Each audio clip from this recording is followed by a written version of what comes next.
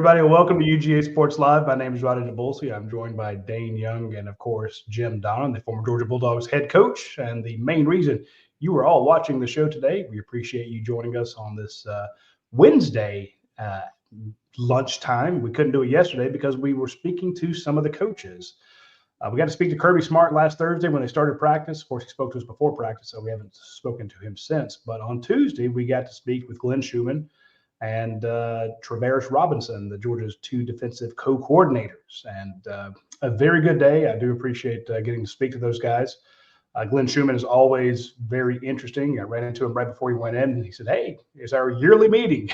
Yeah, it is. So it was very fun to talk to him. He's a wealth of football knowledge. He answers questions very clearly, succinctly. He does have a little bit of that coach speak down, but you can tell that he, as Travaris Robinson called him, he's kind of a Rain Man, a savant when it comes to football. He knows his stuff. He's widely respected. And, hey, Georgia's got him back another year. There have been multiple years where they come try to get him away. So he's back at Georgia again. Hopefully he can keep him, but it's going to be tough. But Travaris Robinson, Coach, I got to talk to you about T-Rob. And he was introduced as Travaris Robinson. He goes, "It's been a long time since anybody introduced me as that," because everyone calls him T-Rob. But he was charming and funny, and he had that whole room of jaded reporters just kind of rolling and laughing. What a delight Travaris Robinson is. You can see why he's such a force on the recruiting trail. And he gave a lot of preps to Will Muschamp. But can you give me your overall thoughts on Travaris Robinson, and we'll play a clip from him here in a bit. It's a big plus to be able to replace Muschamp with this guy because, first of all, kind of got his coaching merits under Will, and he knows the system. And he also amplified that by spending a year with maybe 2 years with Nick. But the bottom line is it's always easier to come into a system if you know the calls and know the philosophy of it as compared to coming in cold and having to change a little bit, learn the technology, the different types of calls and everything. So I think that plus the fact he recruits the same areas that we do. He knows the high school coaches. He's got an existing relationship with the SEC, having coached and played in it for so long. And just a big bonus. And on top of that, being able to keep Will there for another year, I think his son certainly he's got a chance at Vanderbilt, but more than likely it'll be 1 year before he plays. So we're going to keep him for at least one more year. So, and with the advent of the new rules that the coaches can now, who are analysts, can go on the field and actually coach, is going to certainly give us a lot of extra help out there, and not only the secondary, but every position, particularly special teams where we don't have a designated coach that recruits of the 10 as a special teams coach. And now all of those special teams guys like Benedict and,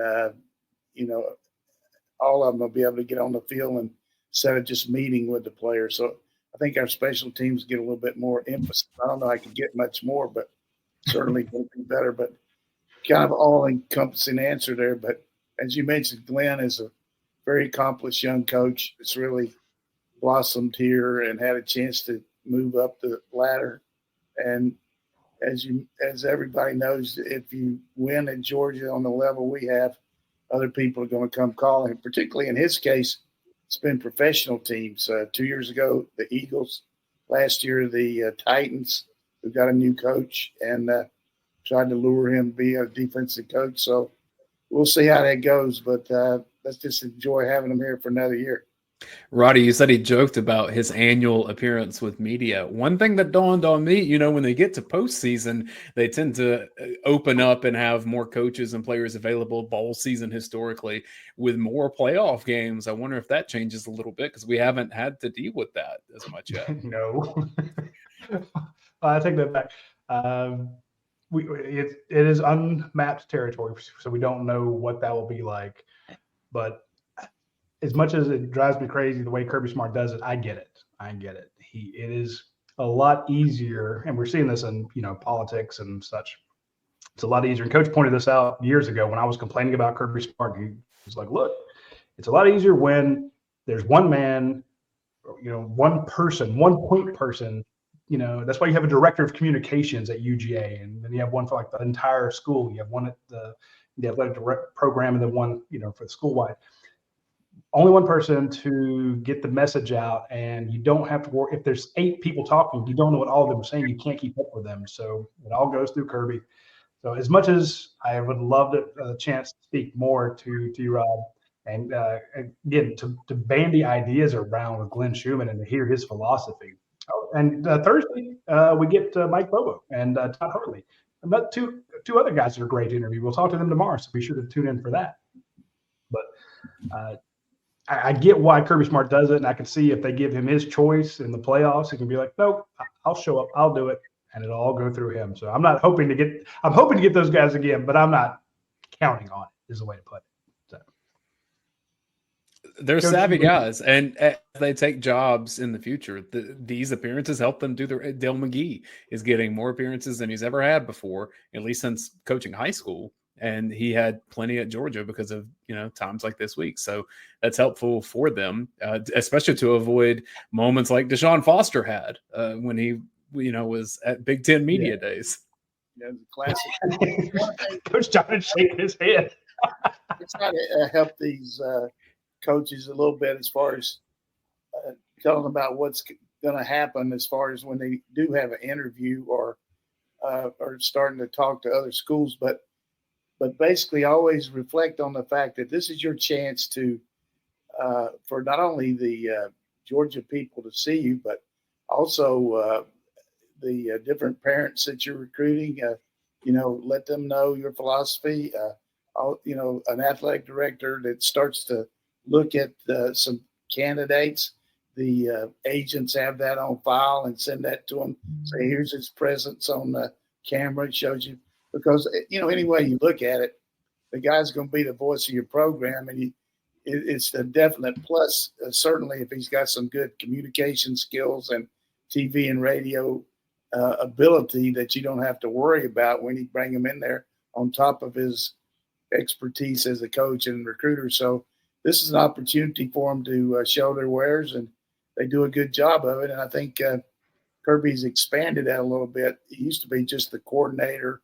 And now, since they have some co-coordinators and also Hartley's assistant head coach, it's good for him to come out there and talk about his philosophy too. So, and for the different people that cover us, it's just give you a lot of background on them, but also story after story that you wouldn't have because you got to fill your backlog and hopefully give the people on the dog vent or people, however you're putting it out there, give us some insight on these guys besides just what they see on TV or what they hear. You find out that there's a lot to make these guys tick. And as I've said so many times, your staff in this league is critical. I mean, you can be the best head coach in the history of football, but if you don't have guys that can do the job week in and week out in preparation, game time ability, and all that, these other schools are going to lick you, just lick their chops and get after you because they're going to find an opening and take advantage of it. So I always talk to our coaches, hey, we want 5-star players and all that, but we want 5-star coaches. We want guys that can compete and that other schools won't. There's a reason that everybody keeps coming after Kirby's coaches. It's not just because they know the Georgia way. It's because they can come in and help them immediately, help their program. But more times than not, most of the guys here are leaving for coordinator positions or head coaching jobs. His coaching tree is very impressive. His staff support tree, folks that have worked in other parts of his staff have moved on to bigger, better things. So if you can get that Georgia line on your CV or on your resume, it looks pretty good. Coach, you mentioned the fact that some of these other coaches will allow, they kind of fill in some stories, they tell some things. I hit Glenn Schumann up yesterday. I said, look, tell me about Troy Bowles. We don't hear as much about him. Tell me about Xavier McLeod, the transfer from South Carolina. I asked a couple other guys as well. And we got long, clear answers on those guys. So, I mean, guys, we just don't see that much. And that was fantastic.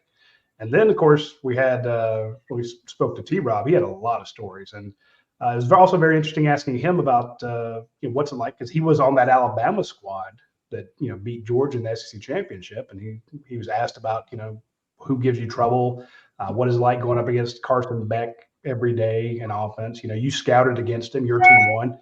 He says, well, I don't bring that game up a lot, but he says that he chirps at Carson Beck all practice long, gives him all sorts of hell, and you just got to think the camaraderie and the competitiveness between the offense and defense with a guy like that on the staff. That Carson's only pushed to try to get after his safeties, even more so knowing that that was the guy that beat him last year. Can you get that Malachi Stark story that he told? Because I thought that was hilarious. Here it is. I'll give you a quick story. Malachi, I was gaining a little weight, okay? All right, so I'll be the first person to say it. I was gaining a little weight. I told Malachi I'm going to start running. And he was like, okay, what time you going to run? So I said 5:30. So he says, okay.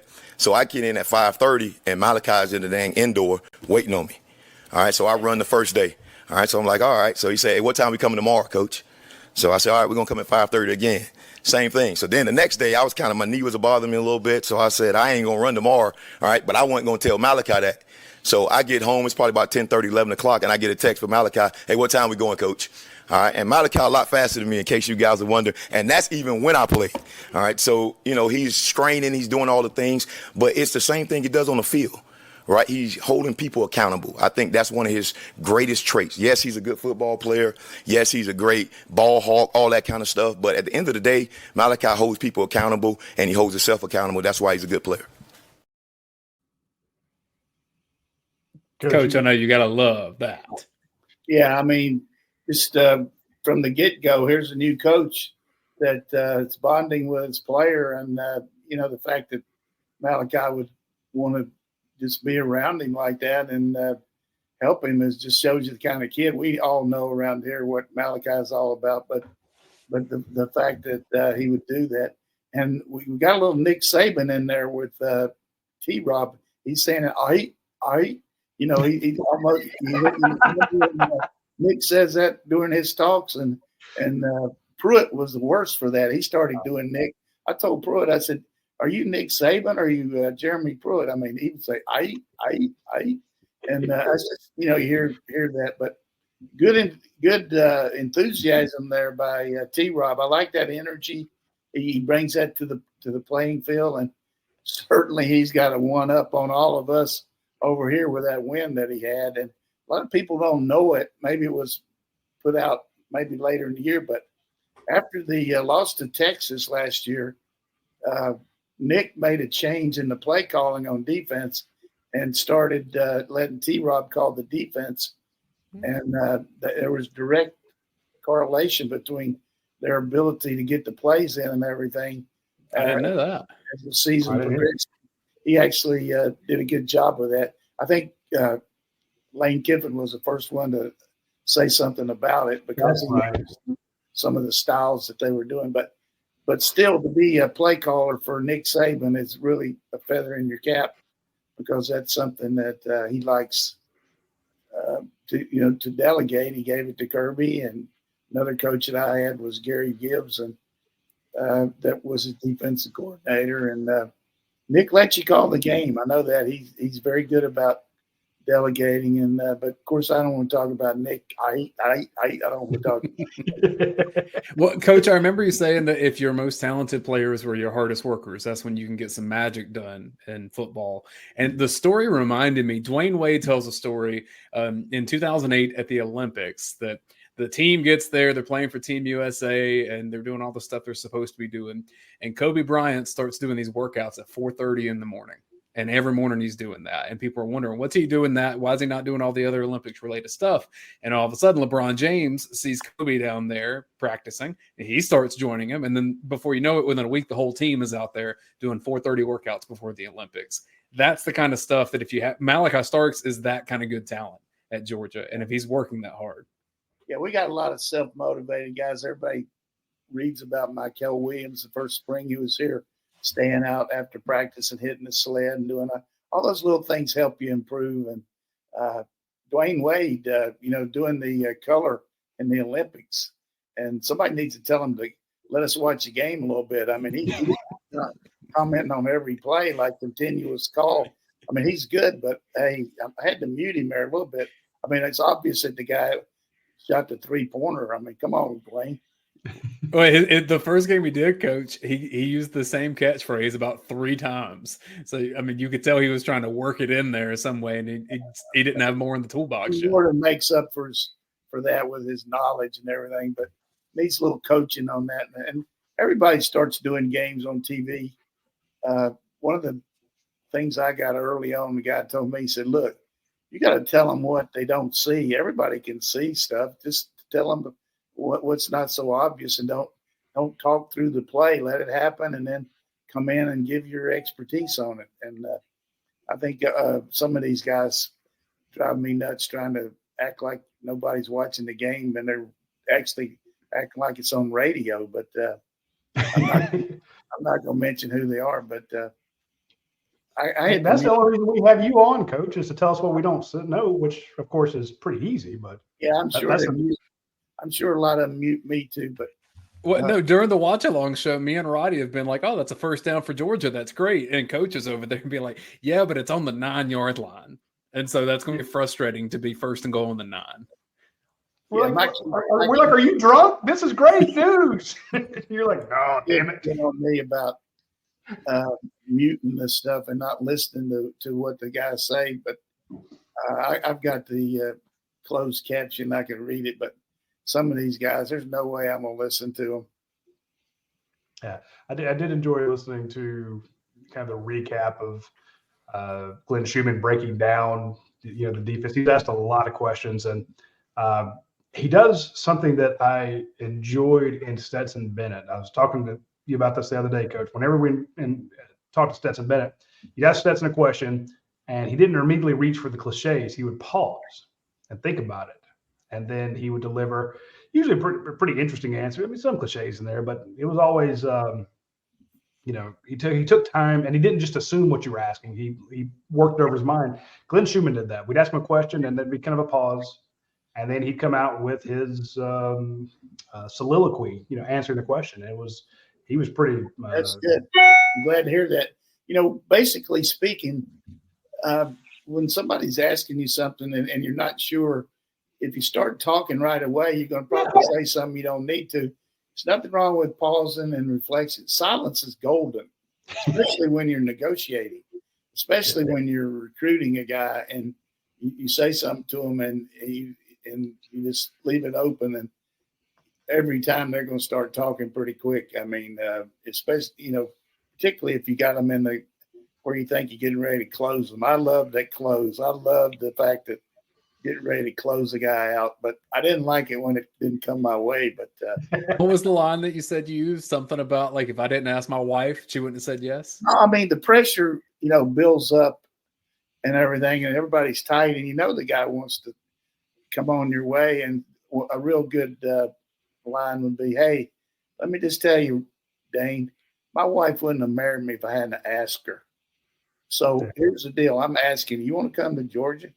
And hey, that always worked. It relieved them a little bit. They laughed a little bit. But Switzer was unbelievable. That used to worry me because if he would get nervous and start grabbing his arm like that, I knew he was getting ready to put what we call put the hat on him. And by that, he said, "Look, this is the deal. I want you to come to OU, and you got a scholarship right now. But if I leave here and you don't tell me you're coming, then it's going to be open game because I got plenty of guys that want to come. So if you're just waiting to prove that you can wait, go ahead and wait. But I can't tell you we're going to be able to have a scholarship for you." When he put the hat on somebody, the hat was on, man. Those people started squirming a little bit.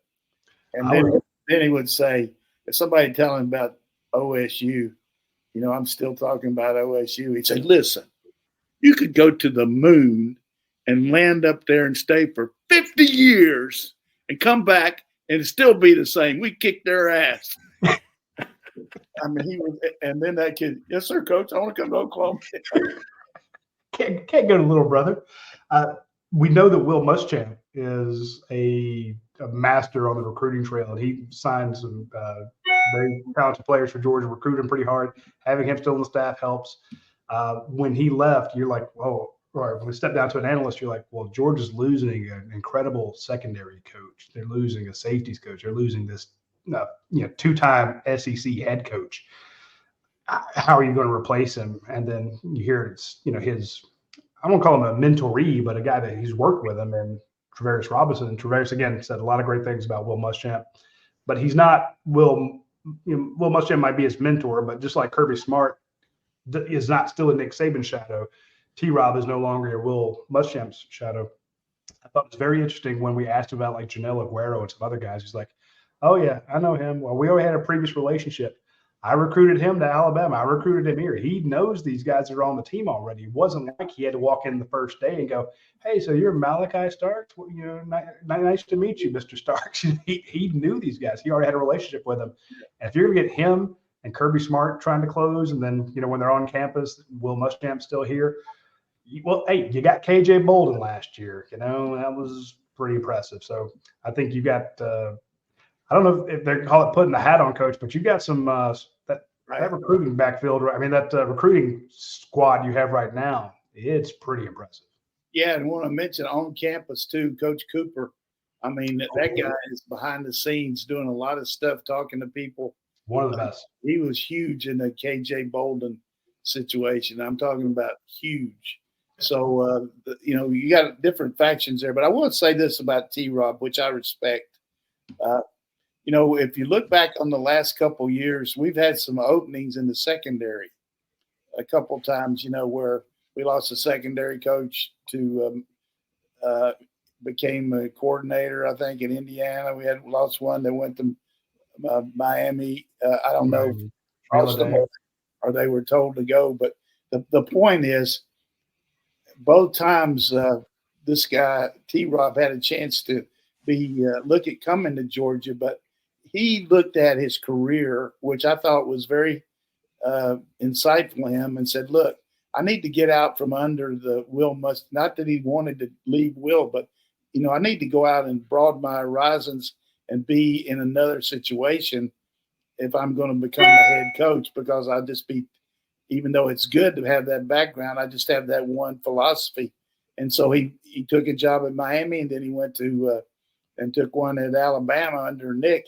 So he's a lot better being a coach under Coach Smart and Coach Muschamp now than he would have been just coming straight like he, could have. And plus he's a coordinator on top of that, and he got that role. Same thing true for Mike Bobo. Even though Mike has all that Georgia background, the fact that he was out on his own at Colorado and then a couple years at South Carolina and Auburn really helps him be a better coach here, because you really know what it's like when you don't have all the elements that maybe Georgia has, and you have to really work to look for ways to create things. And now he's back here. He can use some of that among the other things that Georgia's already doing. So I really like the fact that T-Rob stepped up on his own. Now he realizes this opportunity to get back in here, get under Kirby, and also be with Muschamp too.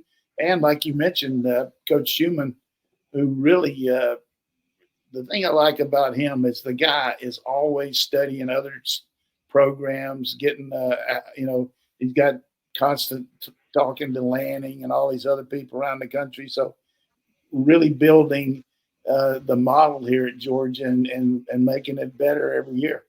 Those are such tough decisions for coaches to know when to make that leap. I remember when Kirby Smart had chances to come be the defensive coordinator under Mark Richt, and I'm sure there was something pulling him to Georgia at that point, but ultimately it wasn't what was going to be best for his career at that time, or that's what he determined. And it looks like it worked out the way it should have. Yeah, I mean, and Kirby was offered the Auburn job, and when he was at Alabama, and they kind of got mad, I think, when he told him he wanted to coach in the bowl game. And, hey, you're the Auburn coach. You don't be helping Alabama. But Kirby did the right thing with his career, waited and almost waited too long, because South Carolina was hollering at him. But good move by Georgia getting Kirby, and the rest is history. Dane, you got a clip there from Glenn Schumann. Can we hear that? Yep. So this is about some of the cross training that happens. I'm always interested in how they're doing practice with Michael Williams, both playing on defensive line, maybe some edge and outside backer. Specifically, this is on Jalen Walker. How do you train him as an inside backer, but also as someone that can go rush the passer from the edge? He's really improved in both areas, and the way he's attacked practice, both from an effort and a leadership standpoint, has been really impressive. So I'm excited about where he's going. Now, there's more to that clip on the front end of it where he puts in context, Roddy, that when you have a player that's talented like Jalen Walker, you kind of had two things that you have to do as a coach. One, you have to do what really builds success for Georgia. What can he do that helps Georgia win games? But also, what's best for his development going into the NFL eventually? And I think that they see that training him in both areas is the way to do that. Yeah, it's really tough. I mean, that was my question. It's like you have a game changer on your team, but where? When you look at that inside linebacker room, I mean, you have C.J. Allen, Smile Munden. Those are two just absolute killers. Raylan Wilson's right there with him. Troy Bowles is coming up. He made a great point about Troy Bowles being a guy who played defensive back. He's like, you know what kind of skill set that gives us at inside linebacker? A guy who can cover like that. Then you got Jalen Walker, who's bigger than a lot of those guys. But yesterday at practice, he was working with the outside linebackers. And you go over to the outside linebackers, and Michael Williams is there, who's also cross-training. They're trying to get him prepared for the NFL, kind of the same way with Jalen Walker. And then you see Sam Mpemba and Quintavious Johnson, who's a giant. You see JJA, Joseph Jonia, who's wearing 99. He's a giant. Neither one of those guys look like true freshmen. Damon Wilson, Gabe Harris Jr. You're like, this outside linebacker room is nuts. And then you see Jalen Walker, and you're like, wait a minute, who's the small guy? Because he's not a monster as big as they are, but he's fast as lightning. So it's like, wow. If you put him, he's kind of right in that in between, and they're trying to make him so that he can do both. And I'm like, that is a tough call for a tough assignment for any of those guys. But if anybody can do it, Jalen Walker can. And I think it's really preparing him to be good at both, hopefully great at both, will pay off in the NFL, because as coach always points out, when the NFL comes calling, they're like, we only got 53 spots. We don't have 105 like Georgia has out there now. So what can you do multiple? What can you do in multiple spots? What is our most bang for the buck? And training Jalen Walker up to make it in the NFL is great. But you're right; it's going to help him at Georgia. If you can train him for the NFL, he can be a force at Georgia. That's the way I see it. Yeah, I think one of the things here, without getting too lovey-dovey about what we're doing, training him and all that, is just if you just think about what your job is and what your techniques are and what's needed to be get into your craft to be able to help your team. His biggest move as an outside player is to get in that Jaguar package when we put the speed guys in, and he's an outside rusher. Well, you can't practice rushing the passer and doing all that stuff if you're with the inside backers, because they're in different location as far as where they line up on the field. I mean, they're behind the ball, they're doing other drills, but being able to go over there and practice pass rush techniques, taking on blocks, doing all that, accentuates his ability to be in the Jaguar package.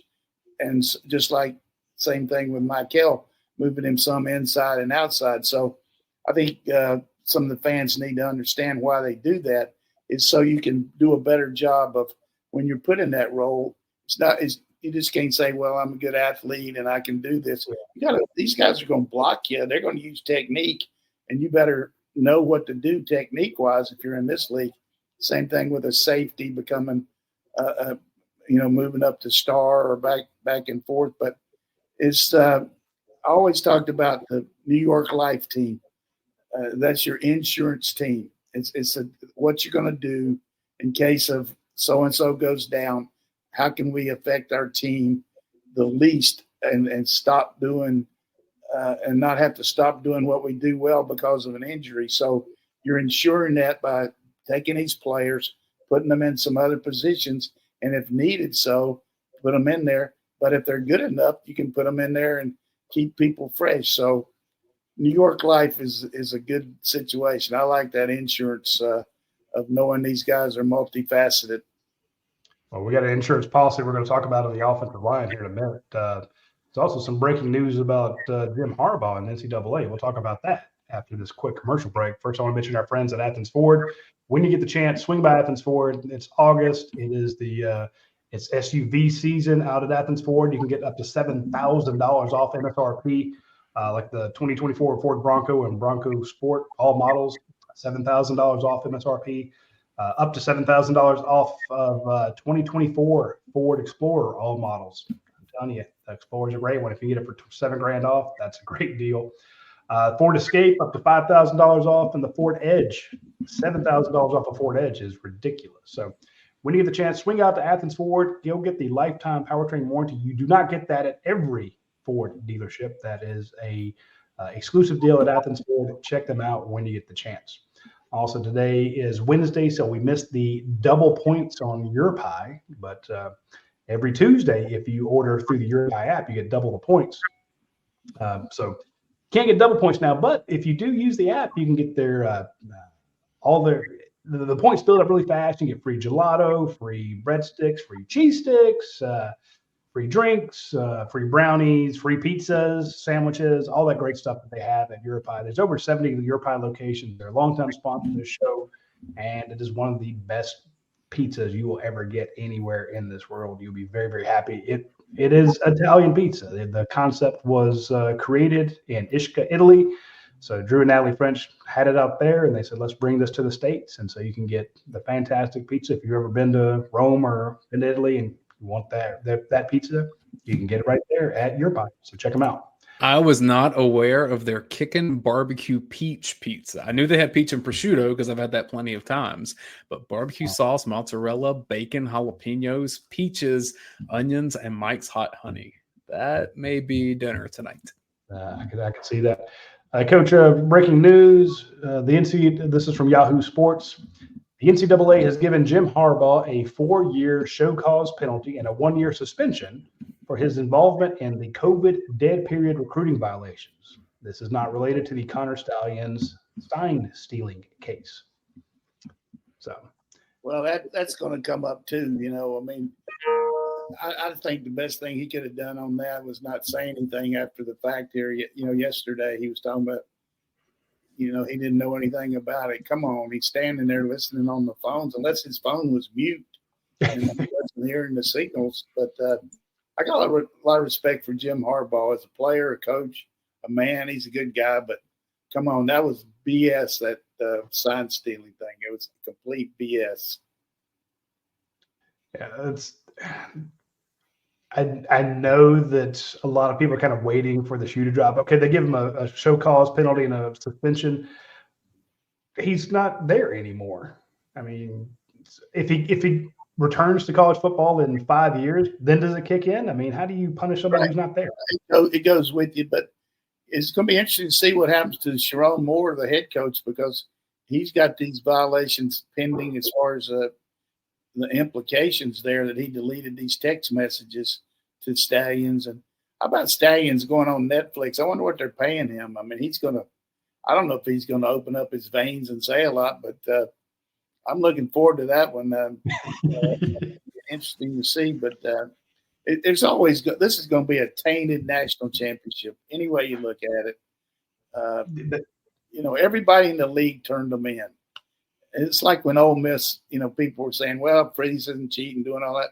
But when every team in the league turns you in, there's a pretty good chance you're doing something wrong. Well, we should mention. Go ahead, Rod. So that's kind of what I was building up to. So they hit him with these penalties, and it's like, well, so what?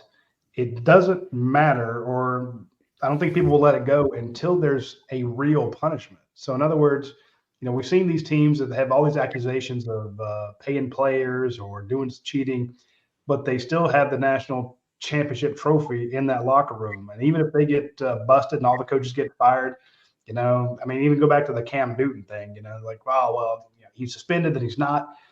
you can have that taintedness, but some fans are fine with the taint. They're fine with the asterisk. They're like, look, we got it. You don't. They still get to beat their chest. To me, it doesn't have any effect until games are vacated, until they reverse. They're going to bust them because repeat violation. I mean, they got this one, and then they got the other one coming out on the so they're going to get some sanctions on the fact that it's a carryover type deal. And, just like Kentucky, Bear Bryant turned over in his grave a couple of weeks ago because Kentucky vacated those wins. And now Bear is a winning coach at Alabama and Kentucky still because of these Stoops and Pasting, but they had to vacate those wins. Yeah, that was from 2021 and I think some of 22 for those vacated wins. There weren't many of those wins against really good teams, Coach. Yeah, they're a team that just very difficult to beat, but they always find a way to lose the tight games. We're going to finish the show today with listener questions from Facebook, YouTube, and the Dog Vent. But, Coach, I wanted to ask you about Georgia's skill guys and blocking, because if you look at the running backs that left Georgia, the tight ends that left Georgia, receivers with Rosemary Jackson in particular, I just don't see a whole lot of experience in Georgia's skill guy blocking. As a coach, what do you do in practice to try to find who's willing to take on those roles? Yeah, I would say if they weren't here at Georgia and he had to replace those guys and these guys were coming back, I would say that would worry me. But these guys have to go out there and block those defensive backs all day long. And if they don't, they get chastised, they get moved around because Kirby wants to not only develop them, but he wants those DBs playing off blocks and learning how to support the run and everything. So as much as he coaches the DBs, they're in direct sync with the wide receivers because they're doing drills against each other. So it's self-survival for a receiver. If you can't block, you might as well be selling some drive-through at Chick-fil-A. I mean, you got no chance here. You got to block. And I don't worry about it. And there's technique involved. And if you're good enough and quick enough, you don't have to have that much leverage as on a DB as much as you got the advantage because DBs are so worried about the run pass options, the RPOs, and getting beat deep, and also they're susceptible to being blocked. So getting in front of them, putting your nose down the middle, keep moving your feet and making sure you don't expose your arms and hands because that's when you see all these penalties on these bubble screens because it's right in front of these side judges and field judges and back judges because you got them outside your perimeter, your right in here. You get out here, and that's when they catch you. So, but good question. I'm not trying to be smart about the fact that but our guys, if you can't block here, you got no shot playing. I got another question about blocking, Coach, for you. We saw Jared Wilson, Georgia's projected starting center. Apparently in the private practice they had, a bunch of people, who donated to the Classic City Collective got to go to that the other day. Some of them mentioned that he was on a bike on the sideline. Yesterday we got to go watch practice for about 10 minutes. We saw him running around in the end zone. He wasn't working out in individual drills with the other guys. So he's obviously coming back from something, maybe upper body because they have him running so much. But we've seen a lot more of Tate Ratledge working at center. And I love the idea. Nothing against Jared Wilson, but if you can take your All-American, All-SEC first team starting right guard, put him at center, and then now you have Dylan Fairchild on one side and Micah Morris on the other side, and Xavier Truss, who's been here for so long, and Ernest Greed, who's probably a first-round pick.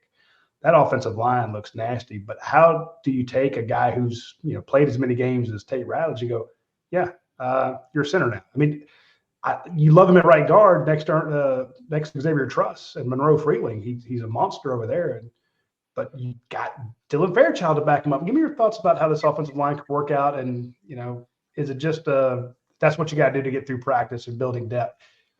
What are your thoughts? Yeah, I think we've talked about it a lot over the years about getting your best five on the field. That's when sometimes the right tackle will go down and second team left guard will go over there because he's the fifth best player or the sixth best player becoming the fifth. But I think in the case of Jared Wilson, first of all, one of the best athletes in the program, not only as a lineman, but anything, quickness, speed, explosion, strength, intelligence. He's that type of player. And he's got a little bit of an injury in his foot. I'm not exactly sure what it is. I don't know if it's like Brinson's, but they got to be real careful because just like a quarterback, you're pushing off and everything. And so they're being real careful with him. I don't know the extent of you get how much he's practicing when the people aren't watching as compared to that. But getting Tate over there learning what to do is a New York Life type of deal. I mean, it's making sure you got a quality player in there. And I think Drew Bobo is definitely taking the bull by the horns and had a good summer jumping in there and getting those reps. And he's really developed a lot of strength to go with his quickness. He was a high school basketball player and a very good athlete. And so, but doesn't have the experience that maybe some of these other guys do. But I think it's more of a case of Wilson not being ready as much as Ratledge jumping in there to take his place. Wilson's the best center we could have out there. Is it similar to when Jamari Sawyer had to jump over to center late in the season just because he was more experienced on the offensive line and playing at that level? Probably so. I really don't know. I mean, that's just conjecture on my part as far as what they're doing with Ratledge, but I do know they are higher than a Georgia Pine on Wilson and even higher on his brother who's getting recruited, has got a different name, last name. But I think he's definitely a good recruit, another guy from North Carolina hopefully we can get. And you look, I didn't get to say enough about Jalen Walker when we were talking before, but I want to make this point. When he was first being recruited, he came in his official visit. His dad was a college coach at Catawba. Now I think he's some other school, but he made a point to look me up and tell me that he went to played at a high school in Burlington that was subsequently built after I left. But he played under one of my coaches that was the same coach, and we had a good relationship started. And Jalen and I, there's not many guys from North Carolina down here when you get recruited. So we talked about that. But every time I'm over there, I don't care how far I am from where he is, Jalen comes up and just really overflowing with enthusiasm and telling me about what he's doing. And he's just a real good kid on top of being an unbelievable player. I would say he's going to have a breakout year for us. A stallion on special teams, just an unbelievable force for us. And he's going to be big time. I'll make the call. Future first-round pick. Yeah, he's got a good shot. Quay Walker, part 2. That's him, Quay Walker. Mm-hmm. There you go. And the head of the NFL Players Association in about 5 years. So he's coming up. Yeah, I know we got some questions. Go ahead. Go ahead. All right. I know we got some questions we want to get to from the fans and some of the YouTube comments there, but I want to mention our friends over at Academia Brewing Company. They always have fun stuff going on over there. You need to follow them on Instagram, follow them on Facebook. That's when they announce all the fun stuff they're doing. But somebody asked me the other day, they said, hey, I was listening to the show the other day. I heard you talk about that brew pub. What's the food like? I'm like, have you listened to the show? Was it your first time listening to the show? And I said, look, I'll address it next week. If you have a chance and you want to go out to Academia Brewing Company, and we talk about them being, they have all the new beers. They always have something new. I'm telling you from a restaurant standpoint, if they did not even serve beer, I would still go out there and eat. I'd go out there, get the black and blue burger. It's phenomenal. The salads are good. The flatbreads are amazing.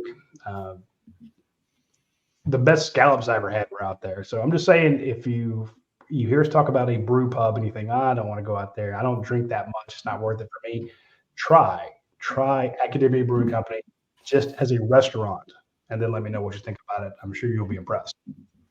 Also, want to mention our friends at myperfectfranchise.net. Andy Ludecki is a guy who wants to help people get to be their own boss. And if you ever speak to him, you'll see that it is a passion for him. It's not just his career. It's not just a job. He did it himself and was so floored by the change in his life, owning his own companies, that he's like, everybody has to know about this. So he started doing that for other people, friends and family, and then he started doing it for like our Texas site and a bunch of the other rival sites. He now does it for any of our listeners. And you reach out to him and say, look, here's what I'm thinking. This is, what do I not know? And he will help you with that, So you can tell him kind of what your goals are, what your plans are, and he will hit you up with some questions and kind of walk you through what you need to be thinking about. And for some people, it doesn't make sense. For other people, it makes a lot of sense. And with 3,000 plus options out there, he'll find something that works for you. So reach out to myperfectfranchise.net, Andy Ludecki, and he will take great care of you, and let him know that you heard about it on the UGA Sports Live Show with Jim Donna. Let's get to some questions from UGAsports.com. Roddy, I'll start with you on this one because you've been at some of the fall media availability. You've seen some practice. Who has had the best? This is from Bulldog Ben. Who's had the best fall camp so far among freshmen or transfers? Ooh, that is tough. Transfers, I'm going to say Ben Urisic, the tight end from Stanford. Man, because he's thicker than I thought. I thought he was – I heard Stanford pass-catching tight end, and I thought kind of a skinnier guy, that hybrid tight end, not split out more, not inline tight end. And then you see him, he's like, hey, that kid's got a little beef on him. He's got some muscle mass. And I think that would probably be the top guy. I asked a lot about freshmen yesterday to the defensive coaches. We even asked Kirby when we got him. And it's tough. So they started Thursday. Today would be day 7 to say any freshmen had a big fall camp because, like the coach said, their heads are kind of spinning right now. I mean, KJ Bolden's going to be good. Ellis Robinson's kind of banged up. He had an interception. But you take to me, it's going to be the transfers, the Colby Youngs, the Michael Jacksons, the London Humphreys, guys who played ball, Xavier McLeod. To them, we asked about the wide receivers, like, yeah, well, they've done this before. This isn't day 1 for them. And Ben Urisic, because Georgia runs so much 12 personnel, I can see him so far very good things about him, and he looked like he could play. A couple names that I've just heard: Chris Cole on defense, and coach has been talking about Nate Frazier for a while, so maybe I'm just primed to hear that name and say, all right, he's going to be a contributor at some point this season. But the other Roddy, maybe just because he's standing out, and I don't think it's in terms of playing right now, but just projecting to Georgia future, but Jazir Jackson, just having a former basketball player come in and be an offensive lineman. People that see him say, yeah, that's going to be a coup for Kirby Smart to have gotten that guy in the program. Just a big old giant, but 7 days in, I don't know that he could have the best one, but yeah, Chris Cole's going to be a monster. But I love the idea of putting big Jazir Jackson down the end zone going, hey, block this field goal, dude. At least make it tougher for them to have to kick it. Jump in and say, you guys did a good job of analyzing that, but I would just, from my standpoint, offense, Frazier and Calhoun impact those two guys. On defense, Robinson, Bolden, going to make a huge difference right off the bat. So those would be the guys that jump out there to me. From Big Old Dog, Coach Donnan, who are going to be the difference makers on the interior of Georgia's defensive line? And can it even compare to the national championship teams? This is the question. You're going to always have trouble getting that situation because it was probably the best D-line ever as far as guys that could contribute and also go to the next level. But I think Stackhouse, the way he can move, the fact that he came back, Warren Brinson has kind of got a silver lining here as far as not being able to practice. He's going to be a lot fresher, and he's getting the conditioning, but they got to be real careful with a big guy with an Achilles. But Brinson's very steady, I like, hopefully Hall's going to be ready. I don't know if he's going to be ready quick enough, but the best thing about our D line to me is the fact they got 7 other guys out there that are going to make them better because they're not going to be a weak spot that people can exploit. So they got to be really careful about taking care of the line of scrimmage. And a lot of times, if you're worried about a linebacker or a safety or whatever it might be, you can assign somebody to that person and maybe not double team somebody at the point of attack. But you're going to have to take care of our D line with a lot of one-on-one blocks because these linebackers are going to be running free. I'm just going to say it right now. Our linebackers are stronger than three rows of wild onions. I mean, I was ready for Aunt Mary's breath, and I got wild onions instead. Onions that really are strong, So, but our linebackers just scare me. I mean, the one thing that worries me, you try to get them all reps and get them in the game, but you got an all-conference linebacker that leaves here to go play for Kentucky because he can't get in the lineup here. I mean, that's tough. Mike Hooks asked on Twitter, does anyone know why Javon Dumas-Johnson transferred? And there you go. Yeah, I mean, he got hurt, and by the time he got back, he just couldn't make it back. He wasn't healthy enough, and then somebody took his job, and he saw that silver lining, and he saw these guys coming up, and he knew that Smile was playing with a hurt foot and was going to get that repaired, and he was going to come back. So you can't blame him for doing that. I mean, and Kirby understands that's the one tough thing. We lost that linebacker a couple years ago, went to Alabama, and then he's one who recovered a fumble Marshall in the championship game. So there's not much you can do about it when the guys talking about playing time. And usually that's how we lose them. It's not because of money or anything else. It's just because they don't want to sit the bench here. Feed Me Tacos is curious, Coach, if you have any bold predictions for the season. His is that Georgia will have a wide receiver and 2 running backs all go over 1,000 yards. Yeah, that's something that everybody seems to have a burr in their saddle about Terrence Edwards being the last guy to do it. I'm not really that concerned about the total yards because we spread the wealth so much receiver-wise. But with Ra being out now, we could probably have some of these receivers playing a little bit more than they would have as far as changing around. I could see us having somebody maybe do that. But running back over 1,000, I think that's very much in the mix because they're going to get to run the ball a lot more in the second half because we're going to be kicking people's butt. So I think you pick up some yards, but some of them might not be in the game because of that too. But stats are great, but W's are what we're looking for. But he makes a good point.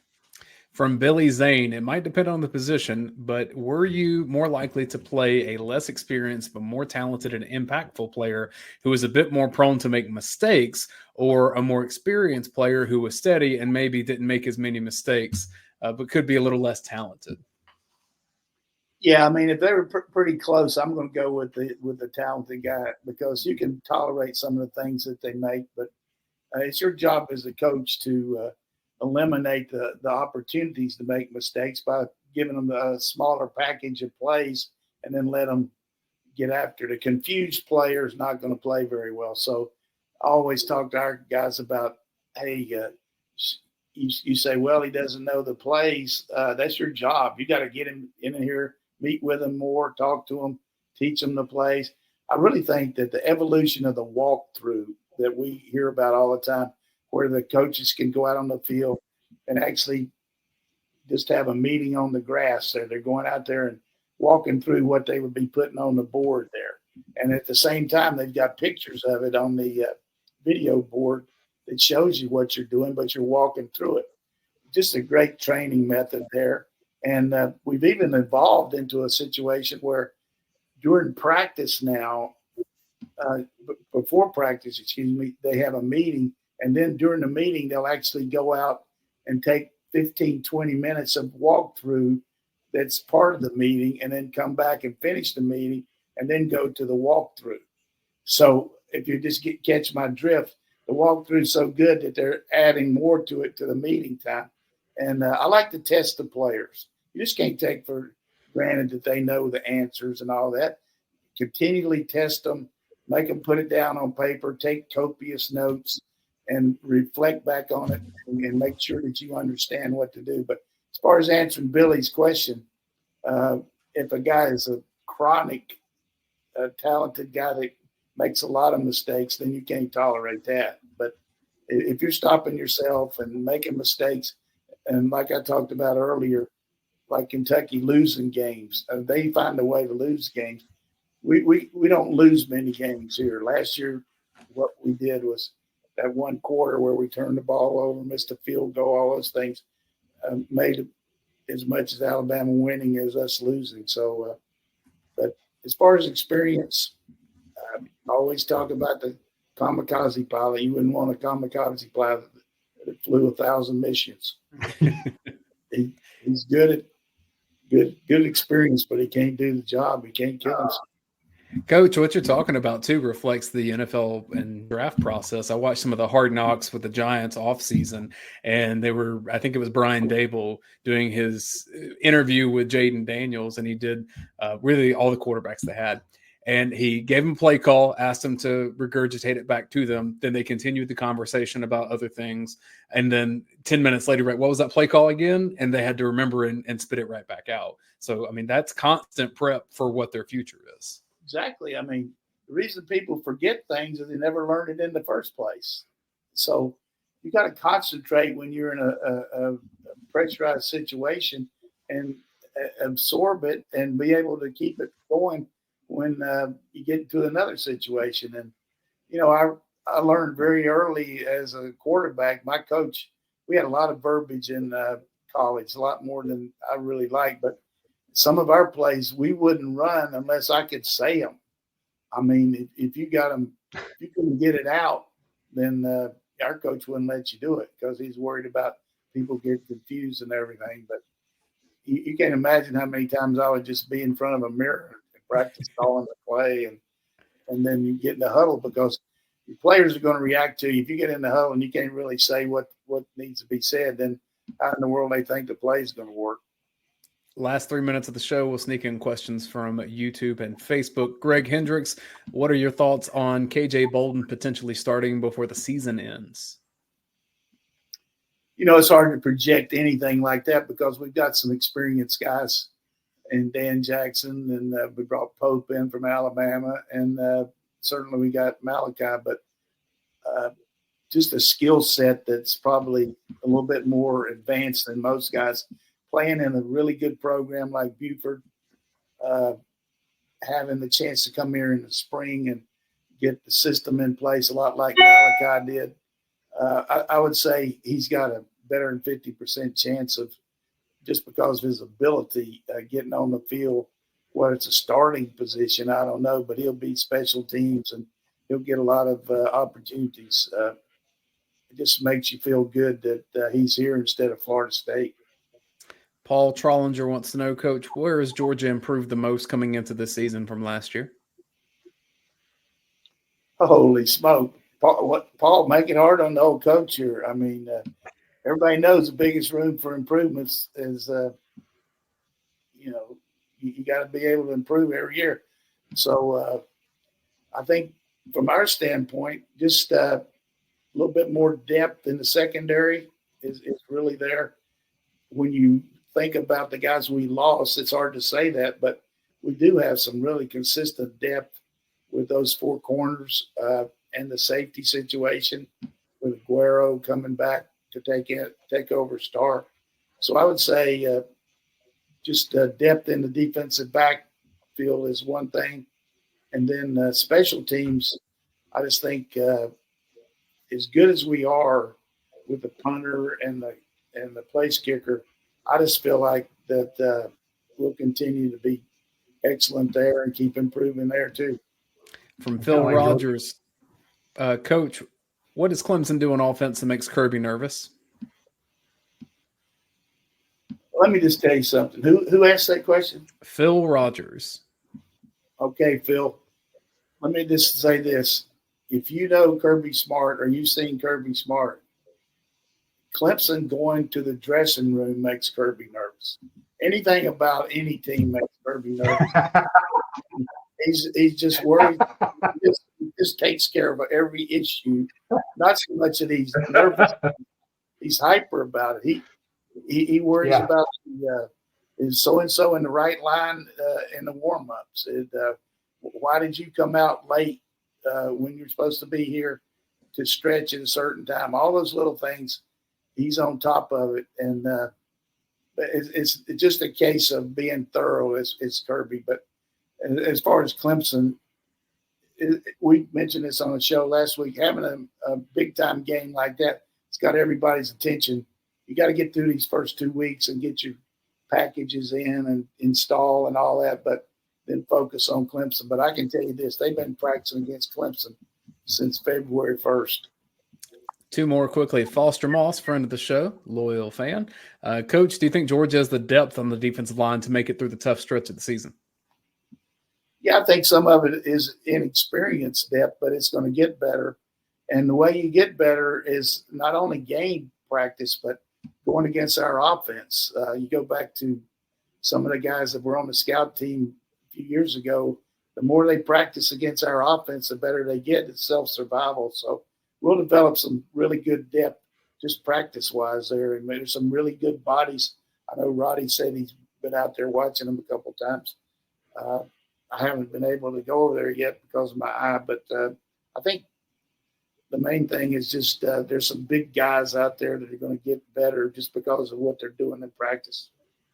And from Jonathan Eason, Coach, with as tough of a schedule as Georgia has, will other quarterbacks get reps against any opponents not named Tennessee Tech or UMass? Sure. You mean in the game or in practice? In games. I don't know. You get some of these nail biters, you're not going to be subbing a lot. But I know they feel very confident about putting Gunner in there. And sometimes, a quarterback, you don't want to sit a quarterback and act like you're benching him. But sometimes just being over on the sideline and looking at the other team for one series, I mean, you're putting other guys in there. You're subbing receivers and linemen and running backs and tight ends. So sometimes putting the quarterback in for a few plays maybe helps the quarter, but I don't think we'll be subbing for Carson that much. But I feel good about Puglitsky. I haven't seen Rashada yet, but I heard that he's a good-looking kid. So the best thing about playing quarterback here is the other 22 guys are on your team playing with you. I mean, you're not going to have to do it by yourself. You're going to have good help. One of those helping, Marcus Allen just gives us this comment. CJ Allen is a beast. And I agree. Yeah, he's a beast, a road runner, whatever kind of animal, jaguar, whatever you want to say. This guy, scary good. It's very good. That's our questions, Roddy. Him and Smile Munden side by side. That's fun times. Hey, that takes you back to when you had those three inside guys drafted, like you mentioned, Coach. I mean, you're getting back to those days, heady days. And I would add that the question about where did Georgia maybe improve in some of their groupings. I really like Georgia's running back rooms, Coach. When you look over there and you see those guys, that's just a good-looking group. And that's not a shot at Andrew Paul or Cash Jones or Kendall Milton, any of those guys. Yeah, we didn't have a guy that would step out there and be the lead guy. Milton, between Milton and Edwards last year, a little bit, both of them being hurt and all. But I just think on the hoof, getting Branson back is going to help us be a power back that also catch the ball. And then Frazier is, James Cook reincarnated. Georgia has 5 options at running back that it did not have the last time we saw Georgia play. And that's on top of having Roger Robinson and Cass Jones. Yeah, I mean, we'll see how that goes. But a lot of times, and I'm not trying to be the seeker of doom or anything, a lot of times the newness of somebody has a tendency to overshadow the fact of reality. 3 of these backs, the freshmen never played a down. ETN. We don't know if he can play against Clemson or not because of the ruling on that. So let's kind of squelch that optimism a little bit, but definitely makes me feel good that we got the potential there. It's a fine line between potential and performance. There's not enough optimism. I have all the optimism in the world for Branson Robinson. I think he's a superstar coach. Yeah, he is if he can play. Had a tough injury, and he's going to get that place hit a lot. So let's hope. I'm sounding a little bit pessimistic there, but we'll see. He definitely big time player. Foster says, in worst case, you can throw Dylan Bell back there. Dylan Bell, people would give their IRA to get Dylan Bell in the backfield. Hell yeah! All right, we will be back next week. We'll hopefully be back on the next Tuesday. But again, depends on the press conferences when they come out. We usually don't know until Sunday or Monday what we're going to get. So if we can be back at a regular time, join us next Tuesday at noon. If not, stay tuned to our Twitter feed, our Facebook page, Instagram, YouTube, and we will announce when we will have the next show with Coach Donnan. But at that point, will be another weekend. The season's is coming much closer, and we will see you next week. Take care.